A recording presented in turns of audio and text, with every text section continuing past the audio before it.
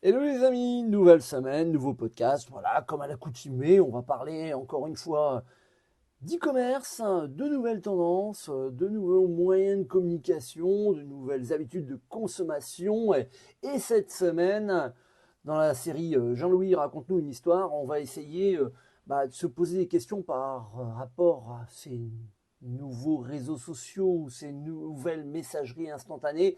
Et je vais prendre l'exemple de WhatsApp. WhatsApp qui en quelques années a complètement fait exploser l'utilisation de Messenger. Pratiquement plus personne n'utilise Messenger. Tout le monde utilise WhatsApp dans mon quotidien. On se crée des groupes WhatsApp, on échange avec les marques sur WhatsApp. Et donc on va se poser la question, finalement, pourquoi et comment, bien sûr, utiliser WhatsApp pour sa communication au sein de son site e-commerce, de son site internet, parce que finalement, il n'y a pas que l'e-commerce qui est visé. On pourrait avoir très bien un dépanneur, un plombier qui utiliserait WhatsApp pour ses échanges avec ses clients, pour ses interventions. Donc pourquoi utiliser WhatsApp pour sa communication et sa communication e-commerce? En quelques minutes, allez, on va se poser les bonnes questions, on va essayer surtout aussi de trouver des réponses. La manière dont les entreprises interagissent avec leurs clients a complètement été bouleversée ces dernières années. On parle beaucoup du Covid, mais ce n'est pas franchement le Covid qui a tout bouleversé, c'est notre adaptation ou notre adoption du mobile qui a vraiment tout changé. Aujourd'hui, le prolongement naturel de notre main nous permet finalement de communiquer avec les marques n'importe où, n'importe quand, quelle que soit l'heure. On envoie finalement un message sur WhatsApp et on attend presque une réponse quasi instantanée. Parmi les différentes plateformes de communication disponibles, bien sûr, historiquement, il y avait Messenger qui fait partie du groupe Meta, mais maintenant on est passé à une autre solution du groupe Meta qui est WhatsApp. WhatsApp qui s'est complètement distingué comme l'outil précieux pour toutes les entreprises dans leur communication. Simplicité, portée mondiale, fonctionnalité avancée, bon, quelques avantages qui sont finalement très très rapides. WhatsApp, ça permet une interaction qui est directe, qui est instantanée avec les clients, qui soit B2B ou B2C. Finalement, on peut poser des questions aussi bien à des professionnels qu'à des particuliers. Cette proximité, elle favorise une expérience client qui est plutôt personnalisée, qui est plutôt réactive, mais avec également des dépendances. Parce que finalement, si je ne réponds pas tout de suite, qu'est-ce qui se passe? Comment ça se fait? Pourquoi il ne me répond pas? Finalement, Twitter et Messenger ont tous les deux été remplacés massivement par ce réseau social, cette messagerie instantanée plutôt, qui est WhatsApp.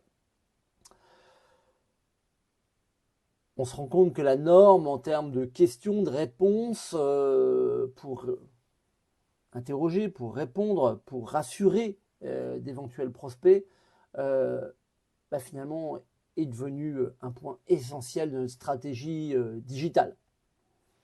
Il va falloir améliorer l'expérience client. On n'arrête pas de vous le dire, il faut rassurer, rassurer, rassurer, monter son personal branding pour qu'il soit assez fort pour qu'au final, le client soit rassuré, le prospect, le lead, soit rassuré parmi vos services.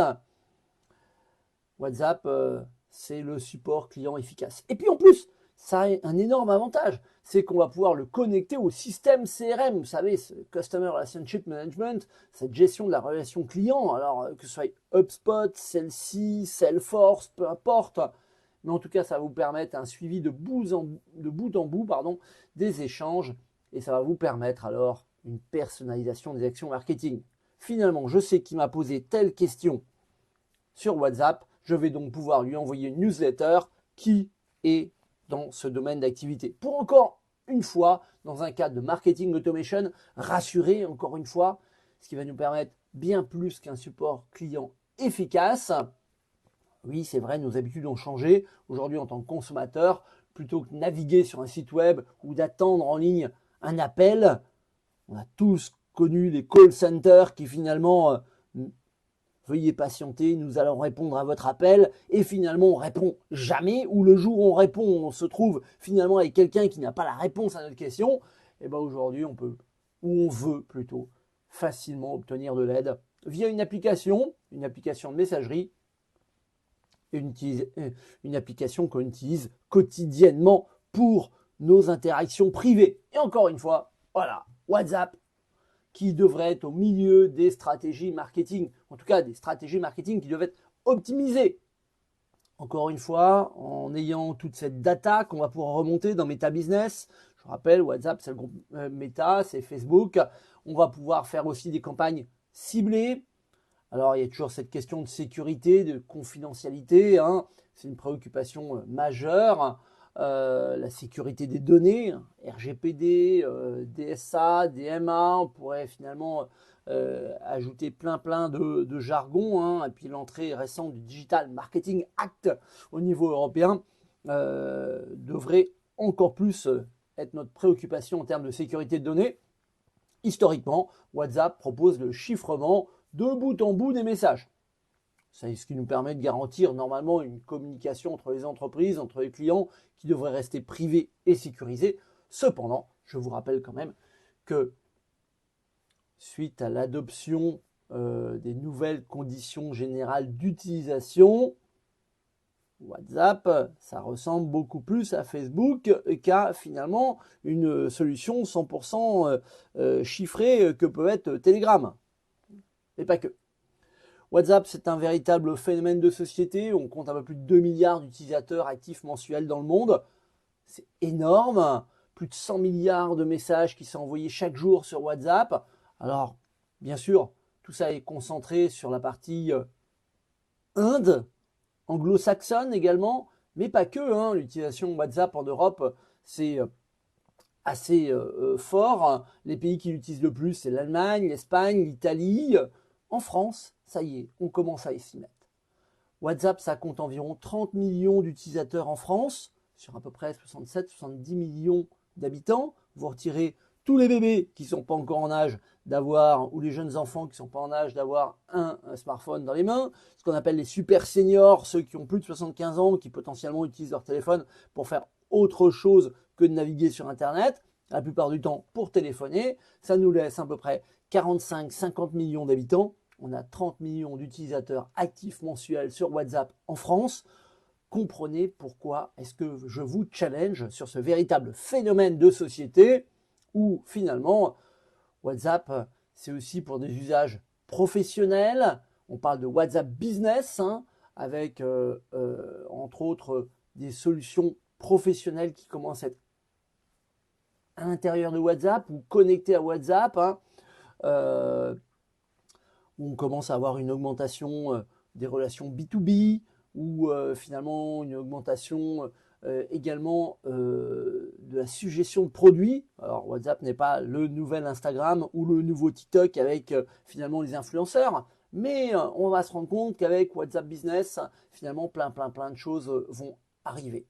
C'est le nouveau canal favori pour l'e-commerce, à la fois pour la relation client, mais demain pour vendre des produits, que ce soit aussi bien en B2C qu'en B2B. On va se rendre compte que finalement, on va avoir des interactions directes, personnalisées, des taux d'ouverture des messages qui sont élevés, vu qu'on finalement, c'est un peu le même principe que le SMS, où on va avoir des taux d'ouverture des messages qui sont au-dessus des 90%, ce qui est très rare avec des messageries entre guillemets standards.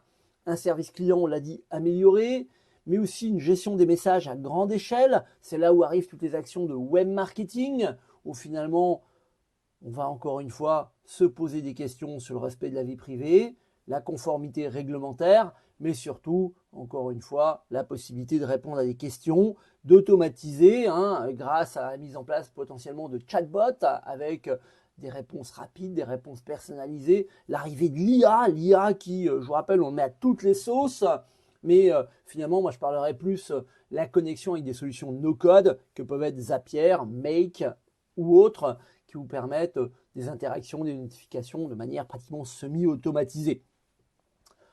Et puis ça va nous permettre aussi de pouvoir collecter des avis, des enquêtes de satisfaction, vu qu'on peut commencer à créer des sondages à l'intérieur. Vous le comprenez, si je vous parle de WhatsApp aujourd'hui, c'est que ça va être, c'est déjà, mais ça va l'être encore plus, la vraie révolution dans les échanges entre prospects, leads, clients, consommateurs, entreprises ou entreprises et d'autres entreprises dans les années à venir. On parle beaucoup de l'avenir de Twitter avec X qui devrait ressembler un petit peu dans les années futures, si Elon Musk va jusqu'au bout des choses, à WeChat qui est un vrai phénomène également en Chine. On pourra reparler de WeChat dans quelques semaines. Aujourd'hui, nous, Européens, on a plutôt une culture à la messagerie instantanée style Facebook, et c'est là où finalement WhatsApp est en train de rebattre les cartes. Vous comprenez, en adoptant cette approche un petit peu de stratégie de nouveaux moyens de consommation, en surmontant aussi tous les défis qui sont à la gestion des interactions, bien sûr. Si on vous envoie un message à 2h du matin, il vaut autant que ce soit un minimum automatisé. En prenant compte également aussi les problématiques réglementaires, vous pouvez exploiter efficacement WhatsApp pour stimuler vos ventes, mais surtout pour améliorer votre satisfaction client. Et vous, qu'est-ce que vous en pensez? Vous avez mis WhatsApp en place au sein de votre entreprise, connecté à votre site e-commerce, peut-être connecté à votre CRM. Vous utilisez WhatsApp au quotidien. Vous pensez que c'est une très belle avancée. Vous êtes devenu complètement accro à WhatsApp. Vous avez complètement laissé tomber Messenger, Twitter, X et potentiellement les messages privés sur Instagram. J'attends vos commentaires, j'attends vos réactions, comme à l'habitude, bien sûr, sur notre site internet, sur nos réseaux sociaux, sur YouTube. Et puis, pourquoi pas, échangeons sur WhatsApp. Tiens, tant qu'on y est. Et je vous donne rendez-vous sur toutes les bonnes plateformes de podcast, également comme à l'habitude. Et je vous dis donc à très très bientôt. Ciao ciao les amis.